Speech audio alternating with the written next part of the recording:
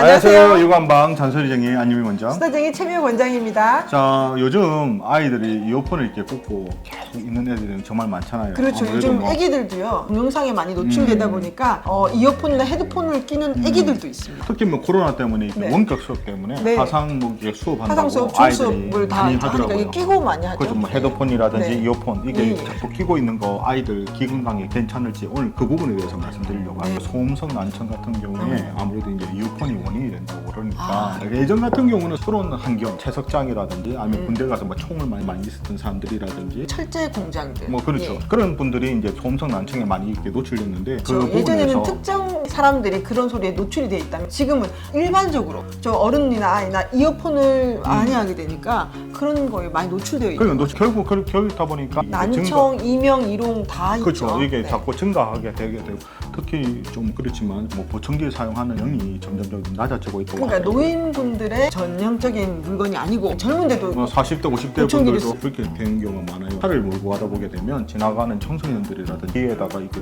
하면서 사실 위험한 순간 정말 많거든요. 그렇죠. 그걸 끼고 있으면요 소리도 안 들리지만 많은 감각들이 떨어지다 보니까 차가 오고 있는지 인지 자체가 늦어지는 거예요.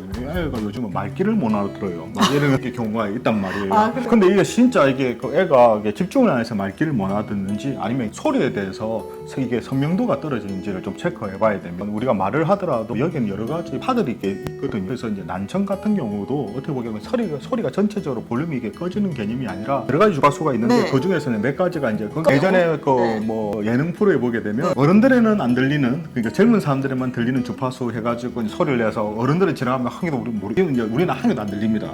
어쩔 수가 없습니다. 안 들립니다. 자꾸 너무 강조하지 마시고 안 들립니다. 근데 네, 그런 신호가 연령대에 따라서 들을 수 있는 소리의 주파수가 다르다. 너무 어린 아이들이 네. 자꾸 이렇게 귀에 너무 이렇게 피로도가 쌓이다 아이고 보니까 그 주파수가 안 맞아서 말귀를 못 알아듣는. 그래서 그게 이제 난청이에요. 엄마들이 이게 네. 그때는 한번 병원 가서 이비인후과라든지 가서 한번 체크해볼 필요가 네. 있습니다. 사실 커널형 이어폰 많이 쓰지 않습니까? 문제가 뭐냐 그러면 이거 자체가 이제 간염의 위험성이 그리고 또 고막과 너무 밀접하잖아. 아무래도 이제 이렇게 쑥 들어가다 보니까 또 아이들끼리 서로 이어폰 서로 주고받고 좀 빌려주기도 하고 말지 한쪽 않습니까? 들어, 나 한쪽 들어 같이 그건 음악. 좀 옛날식인데 제가 옛날처럼 요즘은 그 전부 다 블루투스라서 이게 쓰면 되나요? 아, 저는 안 그래도- 해봐서 그래도 뭐- 그러다 보면 한쪽씩 하다 보게 네. 돼 이게 이것도 간염의 위험성이기 네. 때문에 사실 소독을 잘하면서 해야 되는데 소독까지 사실 안 아이들 하죠. 같은 경우는 그런 거 잘 안 하지 예. 않습니까? 이제 염증이 생긴다든지 그런 경우가 있단 말이에요. 네. 그리고 그래서 저희가 많이 권해드리는 게 다음에 헤드폰을 쓰는 게 좋겠다. 그렇죠. 저 아무래도 이게 이어폰은 안쪽에 들어다 보니까 고막하고 가까이 있게 되고 헤드폰 같은 경우는 이어폰에 비해서는 이 고막하고 거리가 좀 있다 보니까 자극이 정도가 조금 덜하거든요. 그리고 이제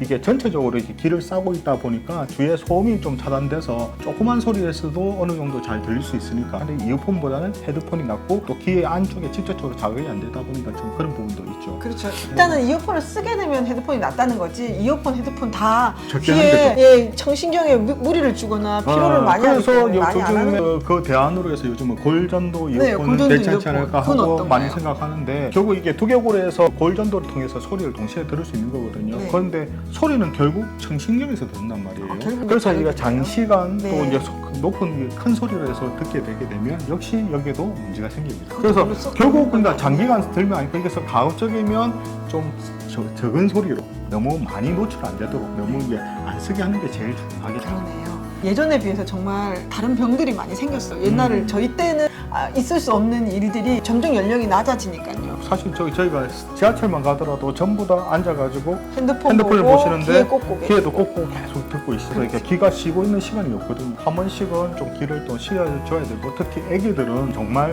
가급적이면 조금 좀 TV 눈에 보는 것도 중요하지만 귀의 신경도 역시 그것도 같이 이게 빨리 이게 지쳐버리기 때문에 그렇지. 좀 조절을 해주는 게 그래서 좋습니다. 최대 볼륨이 한 60% 미만으로 하루 시간에 노출된 시간이 한 60분 미만으로 그렇죠. 노출되는 것이 좀 한 예방할 시간만- 수 있는. 한 시간만 봐라. 한 시간도 길다고요, 애기. 그 애기들 보면 사실 한 시간 더 이상 보거든요. 그리고 이제 계속 시끄러운 아이들은 막 돌아다니까 봐 어머니들이 그거 키우고 앉혀서 동영상 그렇죠. 보여주시기도 하고. 그러니까 그 부분도 조금 더 좀 신경 썼으면 좋겠습니다.